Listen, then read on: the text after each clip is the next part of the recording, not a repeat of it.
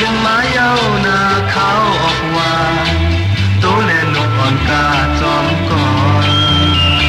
เสียงกองเสียงมองปันอยู่กันนาเมื่อเที่ยวเหินก็มีเนื้อตาคงไปปล่อยคืนเมื่อจอมลมดีเธอ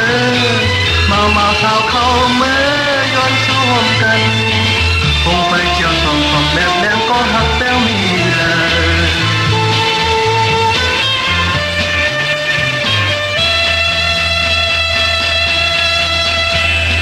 อันเหมือนเป็นนี้จู้นอเขาออกว่าใจตีเลยกว่ามูลจอมเถิน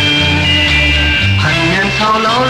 อ่อนอันตีคืนมันหนักมีเยาก็หักอย่าหอดทิ้งมาเย้าหน้าเขาออกว่าตัวเล่นนกอ่อนกาจอมก่อเสียงกองเสียงมองปันอยู่ขึ้นนาเมื่อเที่ยวเหินก็มีเนื้อตาคงไปปล่อยคืนเมื่อ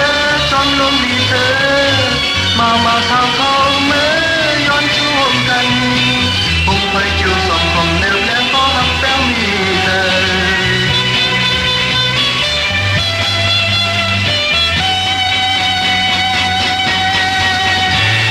อันมันเป็นนี้จู้นอเขาออกว่าใจตีเลยกว่ามูลจอมเถินหันเนียนเศร้าเล่าอ่อนอันตีคืนมันหนักนี้เยาก็